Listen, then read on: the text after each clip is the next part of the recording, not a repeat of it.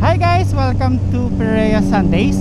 So as the name suggests, napunta tayo sa Perea District Moto. Actually naka-vlog na kami dun last time, kaso pangit yung mga footage kaya hindi ko na-include.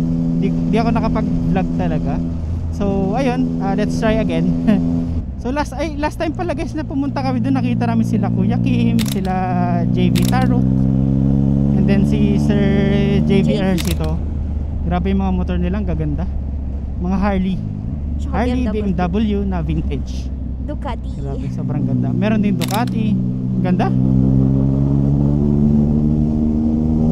Ang interesting din kasi sa kanya, tuwing Sunday, ang daming naka big bike na tumatambay doon. Kaya sarap din talaga tumambay doon kasi marami kang nakikitang mga naka big bike, mga naka MV Agusta, naka Royal Enfield. So very interesting ng scene doon sa Sunday. So sana ma-convey namin yung experience doon mamaya. So tara, samahan nyo kami. Let's go, let's go.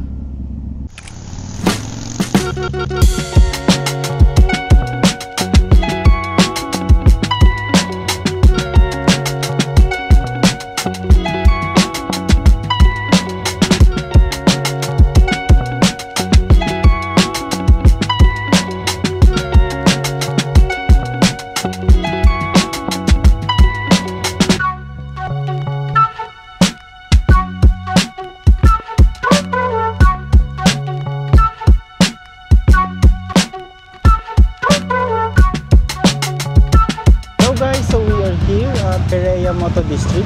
So kung makikita nyo, ito yung sinasabi ko kanina, maraming nakatambay na naka big bike.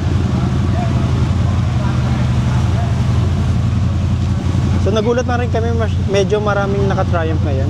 So itong katabi ko, naka Truckstone, ito naka Scrambler, ito naka Speed Twin. Yan, naka Speed Twin yung mga yan. So sobrang good sa pagkapunta namin dito.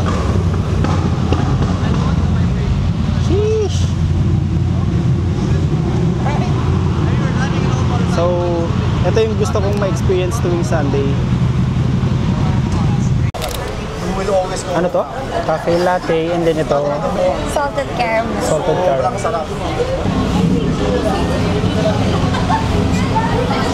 Tapa.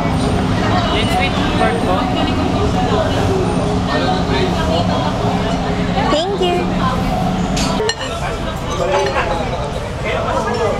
Tarap.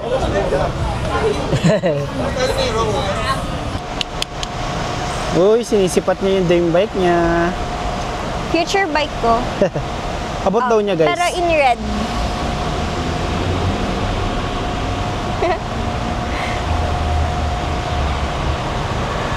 Abot mo yan. Abot ko yan. Of course. Harley. Ito ata yung latest na Sportster nila eh. Ganda? Ganda ng exhaust. Maganda niyan yung green Ganda ng tsaka engine. gold. Ay, oo. Diba? Ganda ng engine nyo.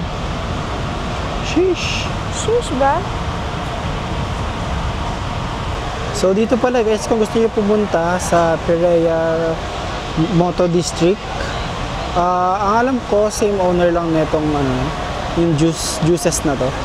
So kapag mag-order kayo, pwede kayong dito na lang kayo mag-order sa Perea. And then sila na yung mag-order dito sa juices. So ayun. Juices. Sila pa rin. Sila yan, pa rin. no? Oo. Wala na sila Sir Jay Taruk. Baka may may lakad. Last time guys, doon namin nakita sila Kuya Kim, sila JV Ercito, and si JV Taruk. Mga naka Harley, tapos mga naka bobber, mga angas.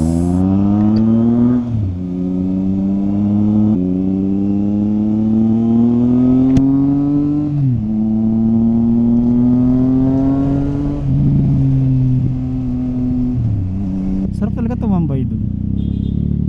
Puro puno. Oo. Mahangin. Chill. Literal na chill vibes. Tapos yung view mo pa kapag umiinom ka ng kape, mga motor din, di ba? Mga big bikes. Andun lahat kanina yung choices ko ng next bike yung T120, yung Kawasaki W800 Z600, and then ano pa isa? Yung Kawasaki Z900 RS. Actually, yung akala namin nung una may event Triumph yung Triumph Rocket. doon. Oo, akala namin kanina may event yung Triumph doon. Kasi puro Triumph yung motor, yung pala nagpa-reserve lang sila. Gusto ko yung Triumph Rocket kaso hindi siya gusto ng height ko.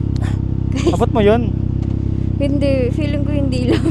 Mababa yun, 700 something lang din yun, 735mm. 700, 600 nga lang abot ko. Hindi, 800 tong ano eh, Trident eh, so abot mo yun. Okay, if you say so. Bilaw bukas. Yun lang, mabigat. Oo, napakabigat. So ayun guys, sana nagustuhan nyo ang vlog natin for today. So pasensya na nga pala, medyo natagalan yung upload natin ulit kasi medyo na busy ako this previous weeks. So hayaan nyo, mabawi ako. So ayun, sana nagustuhan nyo ang vlog natin. Next time ulit. And then thank you sa mga nag-subscribe. Parami na tayo ng parami. So ayun, sige guys, next time na lang ulit. Bye bye and thank you ulit.